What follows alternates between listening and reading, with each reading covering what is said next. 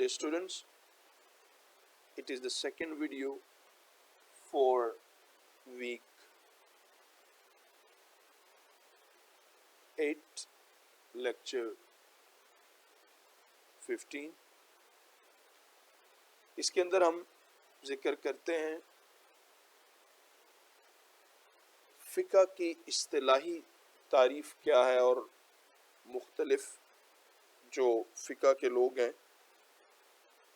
Expert हैं, उन्होंने फ़िक़्ह की क्या तारीफ़ फरमाई है, फ़िक़्ह के अंदर कौन से मसाइल शामिल हो सकते हैं या कौन से मसाइल शामिल नहीं किए जा सकते, फ़िक़्ह इस्लामी का दायरा कार क्या है। सबसे एक तारीफ़ है कि फ़िक़्ह ऐसा इल्म है जिससे उन शरई अहकामात से बहस होती है जिनका ताल्लुक़ अमल से है, यानी उन शरई अहकामात से बहस करते हैं जिनका ताल्लुक़ अमल से है, और अमल में दोनों चीज़ें आ जाएंगी, इबादात भी और मामलात भी, और जिन उलूम को और इन अहकामात को तफसीली दलाइल से हासिल किया जाता है।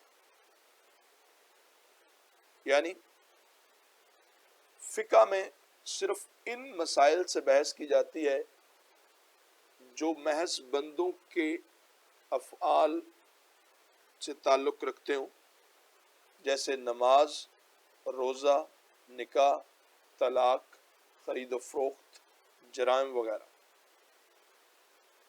और दूसरे मामलात जो हैं वह हैं इबादात और मामलात, ये फ़िक़्ह में शामिल होते हैं। अक़ायद और ईमानियात फ़िक़्ह में शामिल नहीं हो सकते, क्योंकि अक़ायद जो हैं ये इंसान के जो है वो ज़ाती होते हैं, और फ़िक़्ह जो है वो किसी ख़ास अक़ीदे के अंदर रहते हुए मसाइल को अख़ज़ करना है।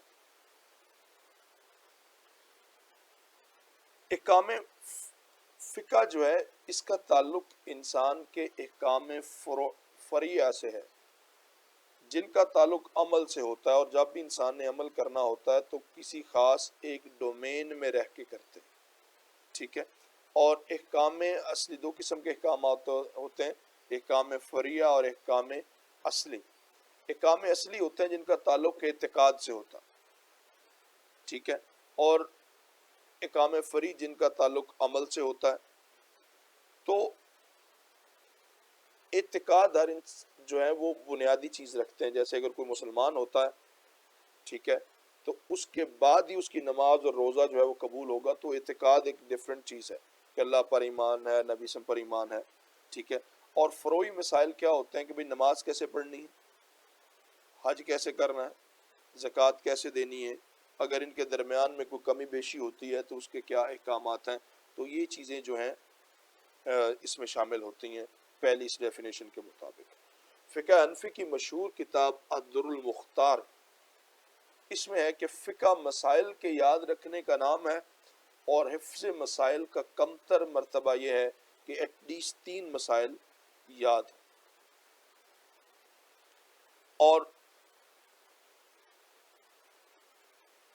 ये फ़िक़्ह के मामलात हैं। अब हम आ जाते हैं कि क्या फ़िक़्ह के मामलात क़तई और यकीनी होते हैं?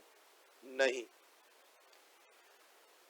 जो शरीयत के मामलात होते हैं वो क़तई और यकीनी होते हैं। शरीयत जो है, जैसे अल्लाह एक है, वही खालिक है, वही मालिक है, नबी अकरम सल्लल्लाहु अलैहि वसल्लम अल्लाह के आखिरी पैगंबर हैं, ठीक है, और जन्नत दोज़ख, ये जो शरई अहकामात हैं, जो बुनियादी एतिक़ाद हैं, ये फ़ाइनल है। फ़िक़्ह असल फ़रोई मसाइल पर होते हैं, और फ़िक़्ह असल आपको ज़हन में रखना चाहिए एक कानून होता है, ठीक है। और ये वक़्त के साथ साथ इसमें कुछ रद्द बदल हो जाती है, क्योंकि जो कानून को समझने वाले लोग हैं वो वक़्त के साथ साथ जब हालात बदलते हैं, कानून इंसान की हालात के साथ चलता है, ठीक है। वो सियासी भी हो सकते हैं, वो समाजी भी हो सकते हैं, वो एनवायरमेंटल भी हो सकते हैं, ठीक है, वो इंसान की ज़ात से भी हो सकते हैं, इंसान के जिस्म के साथ भी कोई मसले आ सकते हैं। तो فقہ کے احکامات ہوتے ہیں وہ اجتہادی نوعیت کے ہوتے ہیں، سچویشن کے اوپر فیصلہ کیا جاتا ہے کہ اچھا یہ کام آپ کر لیں، یہ کام آپ کر لیں. تو لہٰذا شریعت کے احکامات میں کوئی کمی بیشی نہیں کی جا سکتی، جبکہ فقہا کے اجتہاد پر عمل کرنا اختیاری بات ہے، ان میں کمی بیشی بھی ہو سکتی ہے. تو لہٰذا آپ جس بھی فقہ سے تعلق رکھتے ہیں تو بیٹے ان جو فقہ کے امام ہیں ان کی جو بات ہے، اور آپ جہاں پہ ایک باریک بات سمجھ لیں کہ جب ہم کہتے ہیں فقہ جعفریہ یا فقہ حنفیہ یا فقہ مالکیہ یا فقہ حنبلی، تو بیٹے اصل میں ہم ان کی شریعت پر عمل نہیں کر رہے ہوتے. اس طرح شریعت اللہ اور اس کے نبی کی ہے،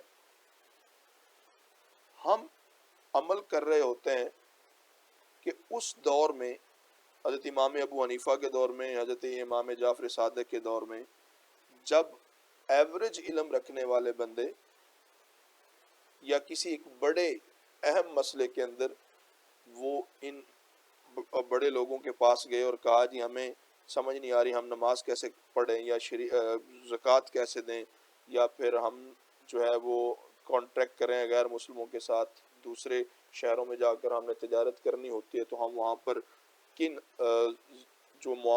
کن کنڈیشنز کے تحت رہ سکتے ہیں. جیسے آج بھی لوگ جو ہیں وہ یورپ میں جاتے ہیں، کام کرتے ہیں، ٹھیک ہے.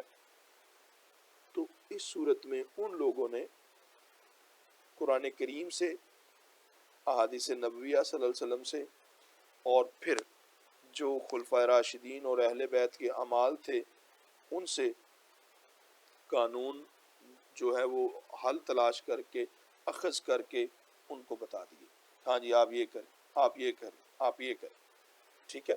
تو لہٰذا جس طریقے سے آپ ڈاکٹر کے پاس جاتے ہیں تو وہ ڈاکٹر ایگزامن کرتا ہے بندے کو اور پھر بتاتا ہے کہ اچھا آپ یہ دوائی لے لیں، آپ یہ دوائی لے لیں، ٹھیک ہے. ہر بندے کو اس کی مرض کے مطابق دوا دی جاتی ہے. تو بالکل اسی طرح یہ لوگ بھی ان بڑی ہستیوں کے پاس جاتے تھے.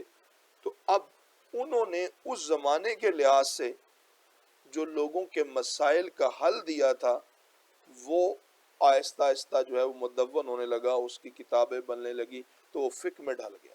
جس بندے نے ان کی بات کو مان لیا وہ جو ہے وہ مقلد کہلایا، اس نے ان کی تقلید کر لی. اب ایک سوال کی طالب علم نے پوچھا کہ جناب پھر یہ سارے لوگ ایک اکٹھے بیٹھ کے قانون کیوں نہیں بنا لیتے؟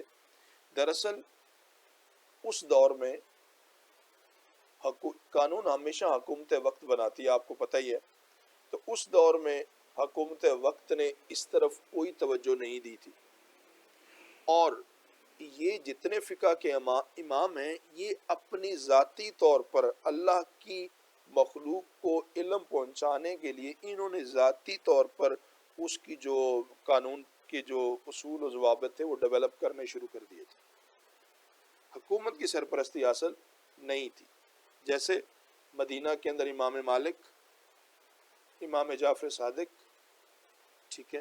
اسی طرح کوفہ اور بصرہ اور عراق کے اندر امام ابو حنیفہ، ٹھیک ہے. تو یہ لوگ جو تھے یہ پرائیویٹ طور پر اپنے طور پر لوگوں کو اللہ اور اس کے نبی کا پیغام پہنچانے کے لیے، لوگوں کو شریعت کے احکامات بتانے کے لیے خود سے کام کر رہے تھے. 99 ہجری میں حضرت عمر بن عبدالعزیز رحمہ اللہ علیہ نے حکم دیا تھا کہ حدیث کو مدون کیا، کو اکٹھا کیا جائے. اس کے بعد پھر یہ ہوا کہ ان فقہا نے اس پر کام کیا، لوگوں کو مسائل بتائے، تو یہ اسکول آف تھاٹ بنتے گئے.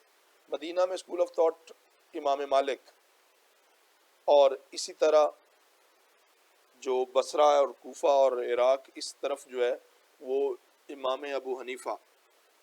اب اگلا سٹیپ یہ ہوا کہ چونکہ یہ قانون تھے تو حکومت وقت نے وہ قانون نافذ کرنے ہوتے تھے. تو اس وقت بنو امیہ کی حکومت تھی، تو بنو امیہ نے یہ والے جو فقہ ہے، یہ جو قانون تیار کیا تھا، اب امام ابو حنیفہ نے وہ نافذ العمل کر لیا، اسٹیٹ کا قانون بنا دیا اس کو. یہی وجہ ہے کہ یہ فقہ جو ہے یہ بہت تیزی کے ساتھ آج اس فقہ پر، ان قانون پر عمل کرنے والے لوگ جو ہیں وہ زیادہ ملتے ہیں. اب ہم آ جاتے ہیں مال کی.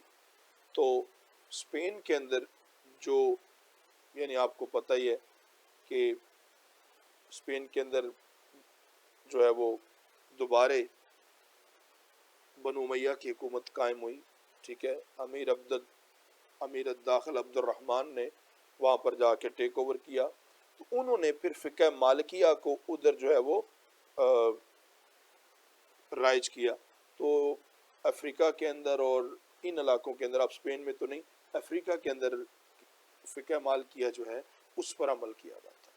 لیکن یہ یاد رکھیے گا کہ ان فقہا کے درمیان میں جو فرق ہے وہ صرف اتنا ہے کہ یہ فروع میں فرق ہے. نماز ہر ایک فرقے میں ہے، کوئی ہر ایک فقیہ نے نماز کا حکم ہے، واقیم الصلاۃ قرآن میں آ گیا، اب یہ سب پر لازم ہے. تو سب کے ہاں نماز موجود ہے. ہاں فروع کیا ہے نماز کیسے پڑھنی ہے، تو پھر کچھ کے ہاں کیا ہے، کچھ کے ہاں کیا ہے، یہ چھوٹے چھوٹے مسائل ہیں. اصل چیز تو ہے وہ نماز کا پڑھنا. اور آپ یہ بھی ذہن میں رکھیے گا کہ نبی کریم صلی اللہ علیہ وسلم نے شاید زندگی، یعنی آپ نے مکہ میں ایک زندگی گزاری، پھر مدینہ آئے، پھر ڈیفرنٹ، تو جہاں جہاں صحابہ کرام رضوان اللہ علیہم اجمعین نے آپ کو جو جو عمل کرتے ہوئے دیکھا، انہوں نے وہ عمل اڈاپٹ کر لیا اور انہوں نے آگے یہ عمل دوسروں کو بتایا.